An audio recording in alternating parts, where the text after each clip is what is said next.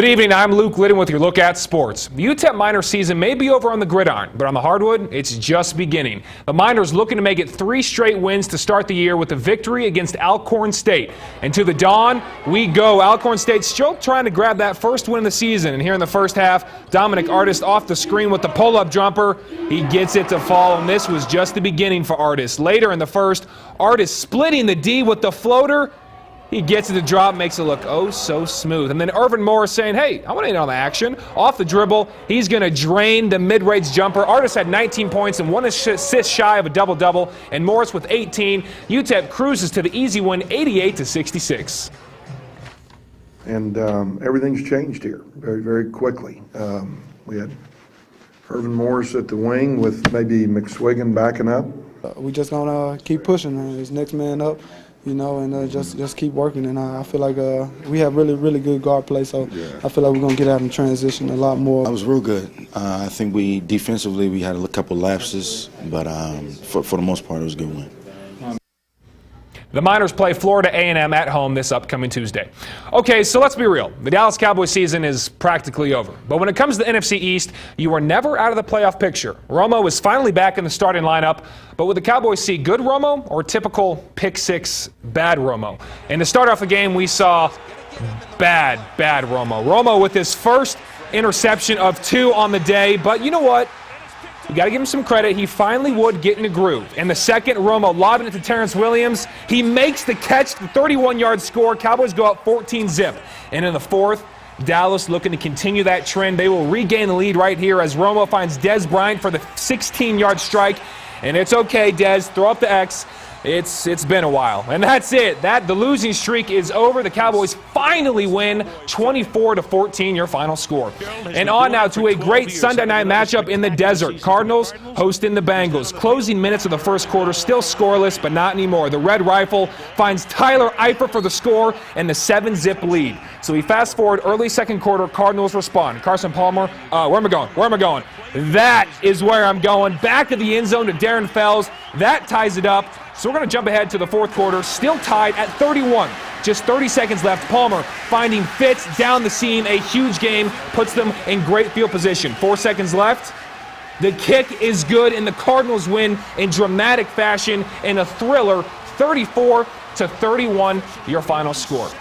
So at the start of the year, the UTEP Miners were hopeful of making a bowl game appearance in back-to-back seasons. But after more than a dozen injuries, the end goal didn't look so good. Jump ahead to the last 2 games of the season, and the Miners still had a chance to become bowl eligible if they could just get past La Tech. We jump ahead to the third quarter, and La Tech strikes. Driscoll finding Henderson, who somehow makes the grab, stays in bounds, gets into the end zone. La Tech up 7. But UTEP's defense keeping the game within reach. In the third, Alvin Jones getting to Dixon in the backfield, forcing the safety. That cuts the lead 17-12. So late in the fourth, the Miners with a chance to take the lead with just minutes left. But it's wide left. The kick is no good, and the Miners lose a heartbreaker at home, 17-15. But Coach Sean Kugler still very proud of the fight his team showed. Dude, this program's always going to fight. As long as I'm the freaking head coach here, we're going to fight. We ain't going to win them all, but we're going to fight, and we ain't ever going to quit. I'll tell you that.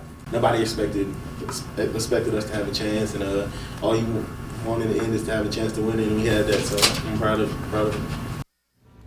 So for the Aggies, a bowl game is out of the question. But you can never underestimate the power of ending the season with plenty of momentum. And the Aggies have been doing just that. The Aggies visiting Louisiana Lafayette, and it came down to the final wire. 4 minutes left.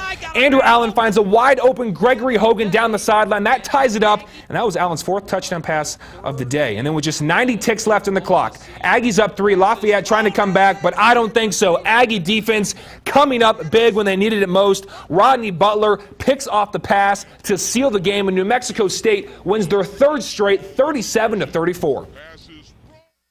You know, I think it's just a great team win. You know, we struggled on both sides of the ball occasionally there, but Andrew Allen, I can't say enough about what he's been through, and to come back and play like he did, and then defense is outstanding down the stretch.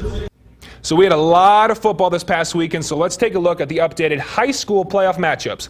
Eastlake will now face Lake Dallas on Friday at 3 p.m. in Midland. Centennial will host Moriarty at 7 p.m. on Friday at the Field of Dreams. And Mayfield will host Cleveland 1 p.m. Saturday as well at the Field of Dreams. El Dorado knocked off Hobbs yesterday 70-20, so they will now play Las Cruces Friday at 1 p.m. at the Field of Dreams. And finally, Hatch Valley will take on Colbade at Hatch Valley Friday at 7 p.m.